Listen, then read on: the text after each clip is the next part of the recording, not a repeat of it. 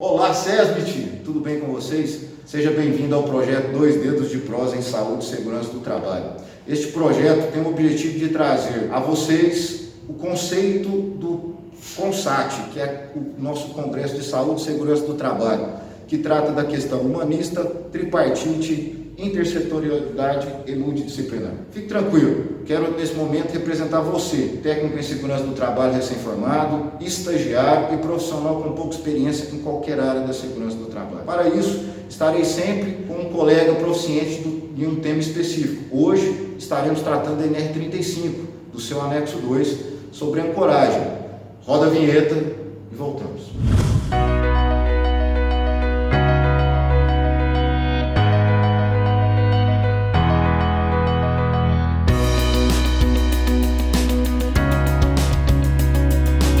Voltamos. Neste primeiro programa, estamos com o Diogo Soares, engenheiro mecânico e pós-graduado em segurança do trabalho. Bem-vindo, Diogo, aos Dois Dedos de Prosa. Obrigado, Whindersson. É um prazer participar desse projeto. É uma ideia muito tempo já discutida, né? Esse projeto aqui é só importante avisar a todos por que está começando com o Diogo, por que está começando aqui na TreinaSeg, que o Diogo, além de atuante na área de segurança como engenheiro, ele é empreendedor também. Nós estamos hoje aqui na TreinaSeg, o centro de treinamento dele para trabalho em altura, espaço confinado e outros temas, né? Mas em 2011 nós tínhamos um objetivo de fazer um programa sobre segurança do trabalho. Então hoje nós estamos iniciando essa caminhada agora na internet, do início do projeto de 2011 com a mesma pessoa. Diogo, então hoje o nosso tema é NR35. E aqui no Dois Dedos de Prosa, é bem essa, de forma coloquial mesmo, nós não vamos querer aprofundar muito no primeiro momento, porque nós vamos ter a parte prática, isso é importante. Aqui nos Dois Dedos de Prosa, primeiro você vai ter a teoria, a experiência, a vivência do tema, e no último bloco nós vamos fazer a execução da prática, que aí eu acho que é o relevante para quem quer aprender a fazer um nó, como fazer uma ancoragem, né, os tipos de equipamentos que são utilizados para isso. E o Diogo tem quase um século já, na verdade. Quantos anos tem de profissão, Diogo? 12 anos na área. 12 anos já na área. E antes de nós iniciarmos a falar do tema, Diogo, eu queria que você falasse um pouquinho da sua prática, da sua proficiência. Quais os setores que você já trabalhou, quais as áreas, né? Desde a minha formação, em 2008, eu atuei sempre, todos esses anos, agora em empresas de consultoria. Sim. Então, prestação de serviço, consultoria, elaboração de documentos, laudos ambientais, treinamentos, né? Tive uma empresa de treinamento, começando com outra agora. Já trabalhei também em empresas de TI, telecom, telemarketing, né? Então, vamos dizer, é um misto, né, de várias atividades assim que foi contribuindo para essa minha formação. Para criar essa carreira e a experiência que você tem hoje. Porque uma das coisas que nós queremos mostrar para vocês que em tempos de especialistas, o importante é se manter curioso. Agora entrando no tema NR35 Ancoragem, sobre a gestão do trabalho em altura de forma geral. Eu queria que você desse para a gente um quadro assim, de procedimento, de metodologia, o que é pertinente, o que você deve ter mais atenção. Olha, nessa minha vivência, vamos dizer assim, né, nas empresas e consultoria, o que eu pude verificar muito, que as empresas elas não fazem essa gestão da NR35, de trabalho em altura. Quando muito, é feito o treinamento e o exame complementar, quando muito. Mas as empresas não têm a questão da anuência formal, que é um item que a NR35 cobra, a empresa, né, da anuência, e principalmente para qual tipo de atividade aquele trabalhador vai executar. Então, essa anuência é isso, olha, esse trabalhador está apto para trabalhar em altura em postes de energia. Não, está apto para trabalhar em torres de telecomunicação. em andaimes. Porque Então, aí entra também até os exames, né, do programa de PCMSO, que ele vai passar para poder executar essas atividades diversas, os né? complementares são importantíssimos. E é importante porque eles que vão diagnosticar alguma enfermidade, algum problema que o trabalhador já venha a ter de saúde que impossibilite ele executar a sua atividade em altura. Não. E a gente estava falando sobre a análise preliminar de risco e a permissão de trabalho. Nesse caso, em qual momento e qual a forma mais correta de se fazer um trabalho, análise preliminar de risco, de acordo com as atividades gerais, ou em casos específicos, como é que é esse procedimento? Quem autoriza e faz uma e outra? E outra pergunta importante: deu-se início à documentação, verificou-se a atividade, fica um responsável técnico, seja do técnico, engenheiro, e é obrigado ou não se fazer o acompanhamento em loco de algumas atividades com maior risco? Eu sou extremamente a favor, tem que ter esse acompanhamento, né? Eu sou contra esse acompanhamento remoto, principalmente da área de segurança, né? Porque com relação, eu disse, à análise preliminar de risco, não são todas as empresas que fazem, não são todos os profissionais que fazem essa análise preliminar de risco. Quando é feito, é um modelinho que a gente pega da internet, troca a logo da empresa basicamente. A análise preliminar de risco é extremamente importante, porque o próprio nome fala preliminar, então já vem antes da minha atividade. Então ali eu vou poder levantar todos os riscos da minha atividade, não só relacionados à altura, mas riscos, por exemplo, adicionais, o local que eu vou fazer a minha atividade, a sinalização que eu vou utilizar, os sistemas de ancoragem, porque até nosso tempo que a gente vai discorrer um pouquinho mais sobre isso, que é tão subestimado por nós mesmos da área e pelos trabalhadores, né? O que é ancoragem? Então qualquer ponto serve como ancoragem e não é isso. Não é bem, né? Isso, né? Exatamente. Você vê o trabalhador, exame, treinado, os EPIs lá todo completo, cinto, talabarte, trava-quedas, né? Dependendo da atividade. Mas o ponto de ancoragem ou não tem, ou ele não ancora, ele não prende esse equipamento no ponto de ancoragem. Um exemplo que você deu, esse trabalho em poste, mas infelizmente, grande parte das atividades, essa é a regra. A pessoa se preocupa com cinto, treinamento, exames, né? Então o meu trabalhador está qualificado para fazer a atividade em altura, ele foi capacitado, teve treinamento, os EPIs estão ok, cinto, capacete, talabarte, trava-quedas, né, os principais para trabalhar em altura, só que esquecem da questão da ancoragem. Então, a ancoragem ela é muito subestimada pelo trabalhador e por nós mesmos, profissionais da área de segurança. Né? E, no meu ponto de vista, ela é tão importante, né, falando dessa questão de gestão, que você falou da NR35, ela é muito importante essa atenção com as ancoragens, né? O que é a ancoragem, pessoal? Uma maneira bem resumida, bem simples. Um dispositivo onde eu vou prender o meu equipamento de proteção individual, seja por um trava-quedas ou um talabarte, e a função dele é basicamente suportar esforços. Ele tem que resistir força aplicada sobre ele, principalmente numa queda, né? Então, basicamente eu tenho 4 tipos de esforços que podem ser aplicados na minha ancoragem, que são tração, no sentido de puxá-la, compressão, no sentido de empurrá-la, torção, no sentido de torcer a minha ancoragem, e o esforço de cisalhamento, que é no sentido de corte dela, uma força perpendicular à minha ancoragem. Exatamente. Então, o que a gente tem que pensar? Numa queda, numa situação, numa atividade em altura, que eu tenha que utilizar, né, a minha ancoragem, as forças aplicadas não serão só de um único tipo. Sim, porque também tem os tipos, como é que chama? Fator de queda, que tem que ser calculado para isso, né? Sim, por isso que as ancoragens têm que ser todas projetadas com um profissional legalmente habilitado. Nesse caso, o engenheiro? Eu vejo que o engenheiro civil, o engenheiro mecânico, e as denominações dessas áreas de engenharia. Sim. Tá?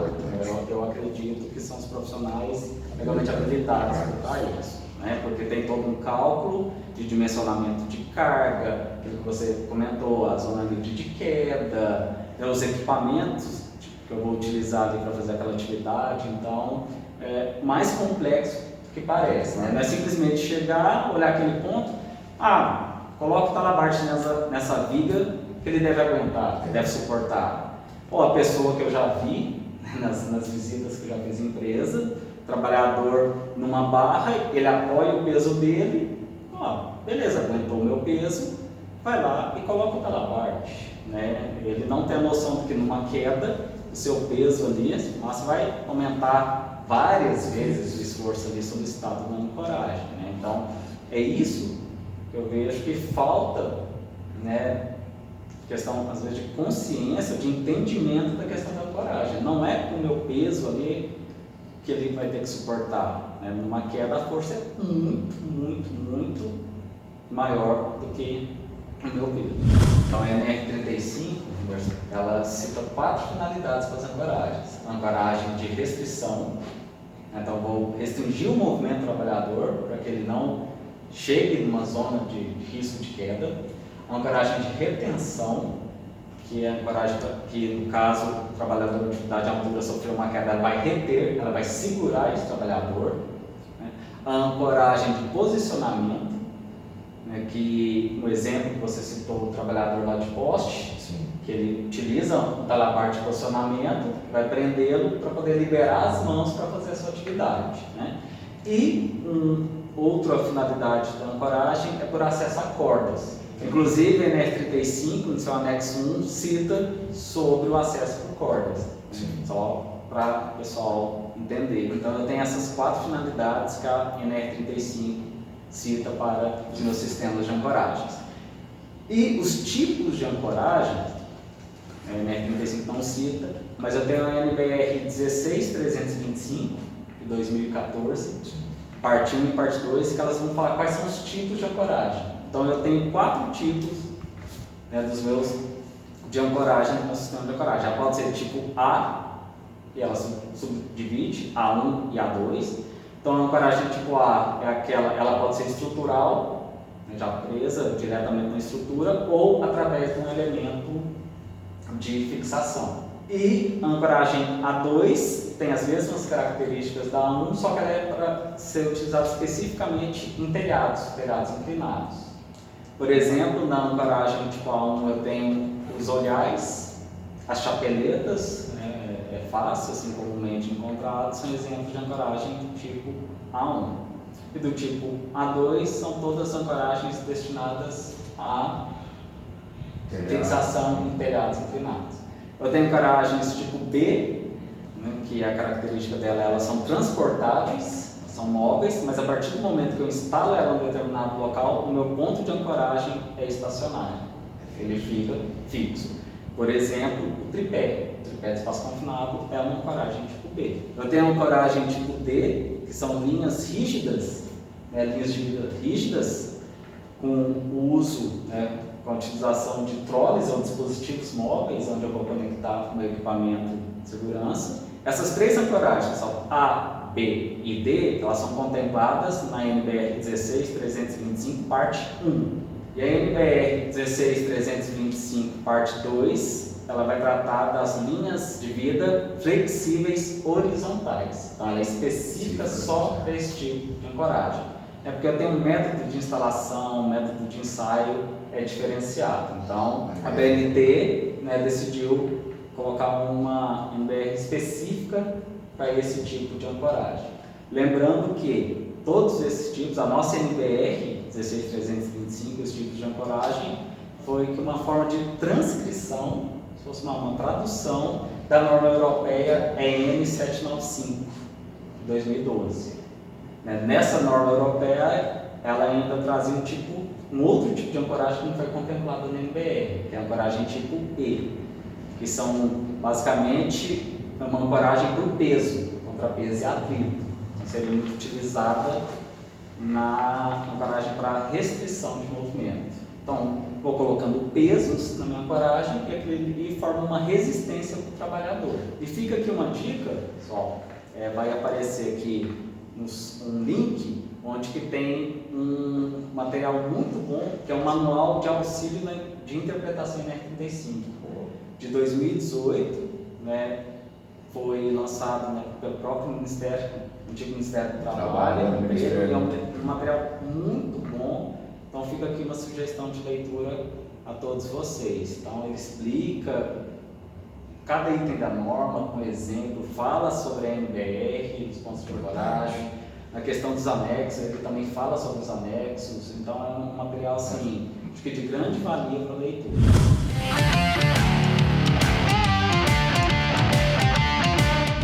Ok. Então, Diogo, depois de tantas explicações, o tema é muito variado, né? Tem muito abrangente. Então, uma coisa que também é importante dentro da NR1, dentro da NR35, dentro de qualquer norma, é a questão da possibilidade agora da escola EAD, dos cursos EAD. A nossa perspectiva é dizer que não há como fugir da tecnologia, primeiro ponto. Há sempre a questão da ética profissional envolvida, ou seja, a carga horária dos cursos, a proporção do que é teórico e prático. Então, Diogo, como você é um profissional da área já há muitos anos e também é empresário no setor, qual a importância e relevância da adequação tecnológica? Eu acho que isso é um passo que não volta atrás, né? Mas sempre ter o profissional como referência do que ele quer se propor a fazer. Ou seja, pode tudo no online?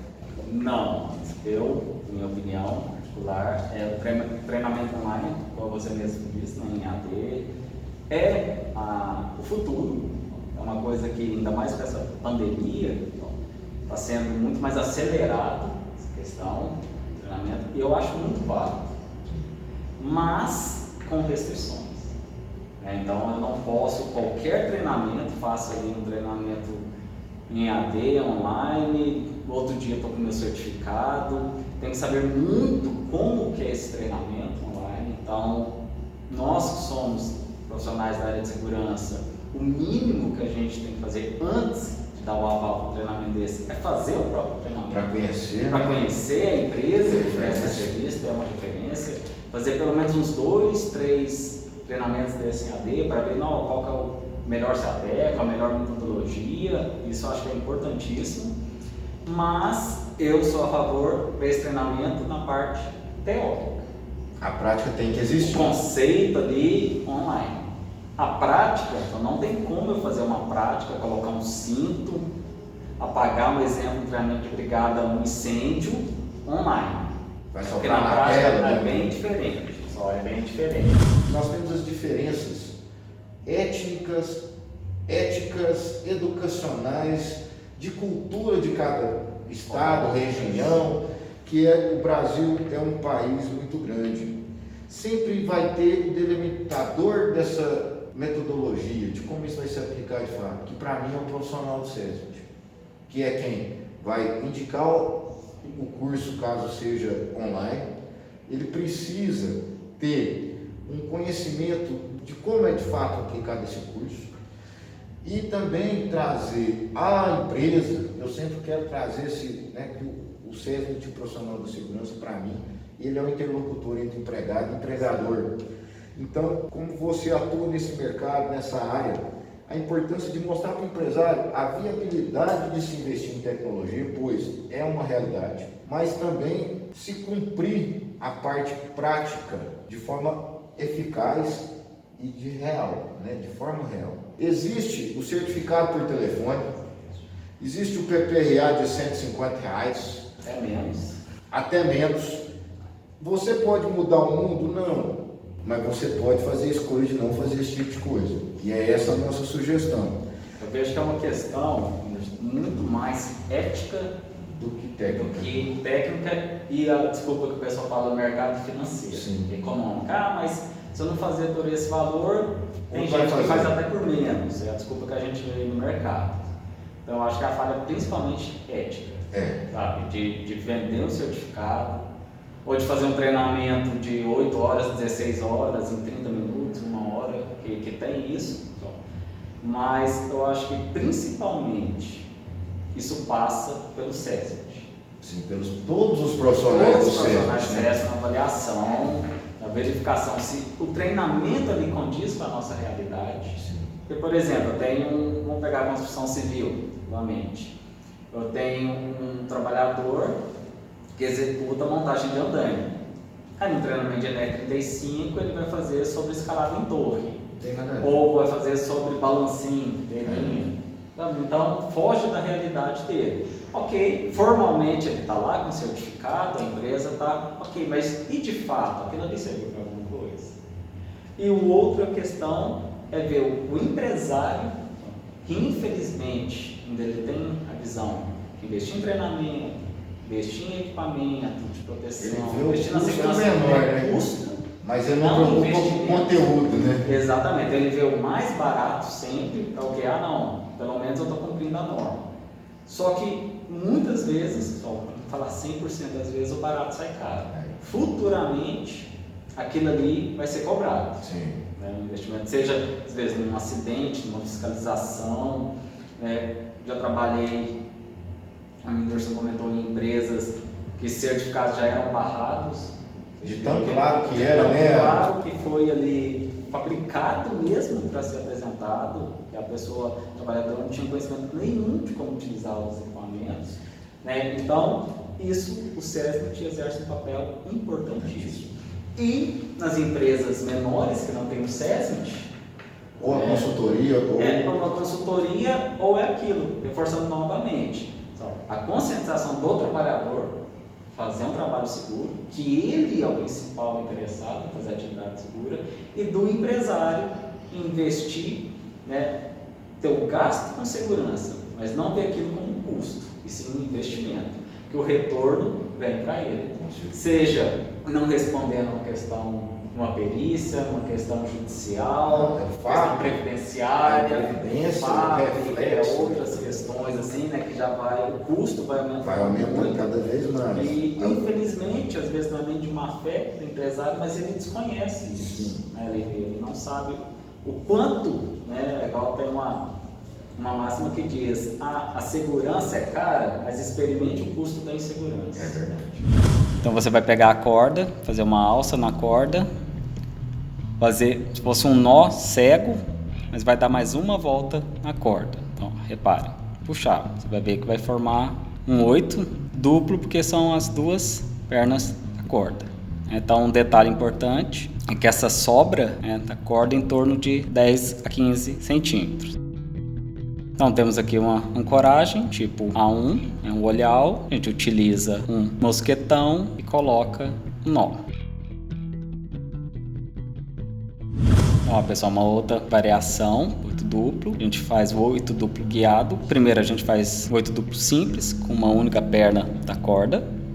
Então, veja, a gente passa pela estrutura, pelo ponto de ancoragem e vai guiando a corda pelo nó.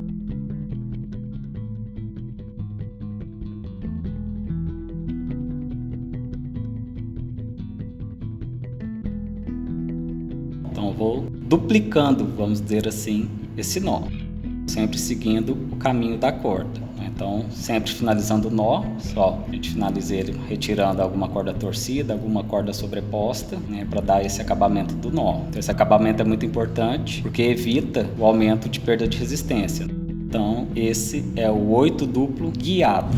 Então, agora a gente vai mostrar uma equalização das ancoragens. O que é a importância da equalização? Os esforços solicitados, existentes nos pontos de ancoragem, serão distribuídos uniformemente, serão equalizados. Então a gente vai fazer um 8 duplo, simples, e para equalização a gente vai utilizar uma fita de ancoragem.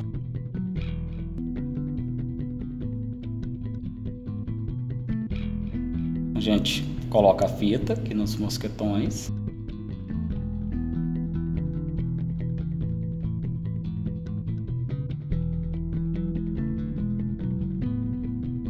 Então eu vou mostrar um erro muito comum que o pessoal faz e já colocar um outro mosquetão direto na fita. Então, veja bem, então reparem que quando solicitada a minha ancoragem, ela vai ser distribuída uniformemente. Mas essa montagem, ela está errada porque caso algum dos pontos se rompa, sofra colapso e se solte da minha ancoragem, vou perder a minha linha de vida. Reparem que ela vai sair, ela não vai ficar presa mais à ancoragem. Como que eu posso fazer para corrigir esse erro? Então coloco a fita.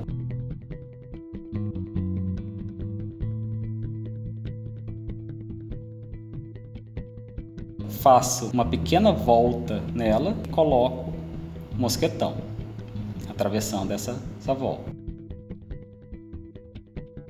Então, continuará a ancoragem equalizada. E caso um dos pontos se rompa, entre em colapso,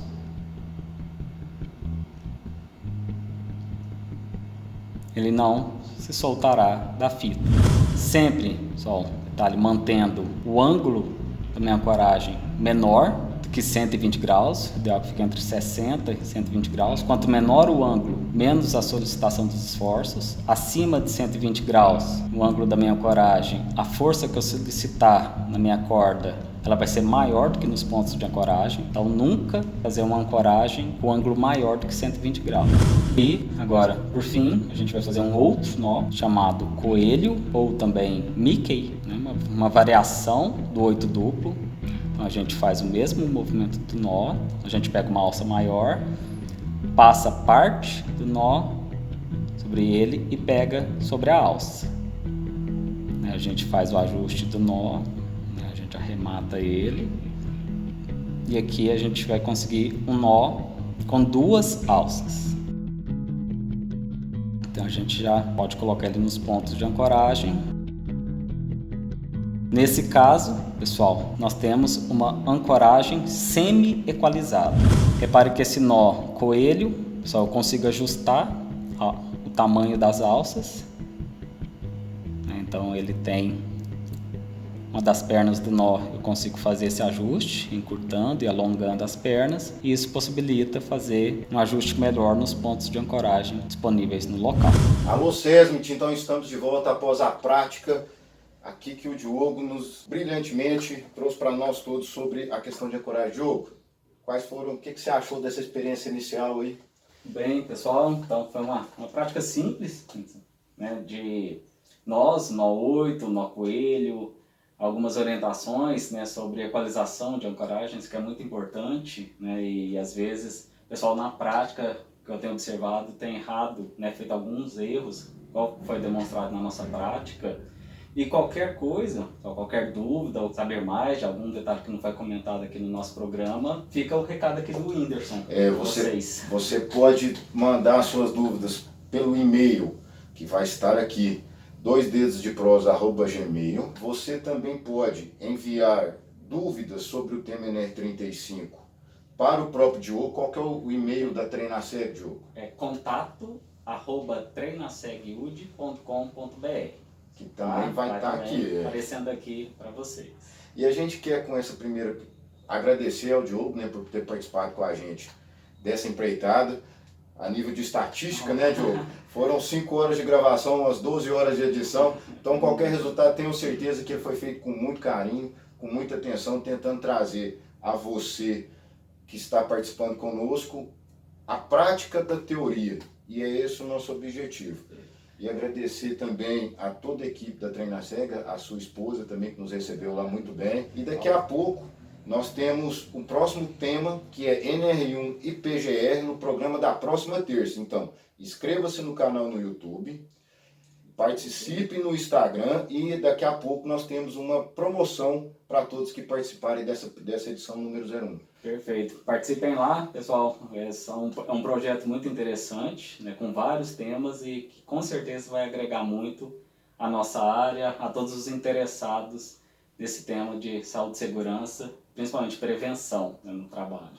Juntos pela saúde e segurança do trabalho. Avante!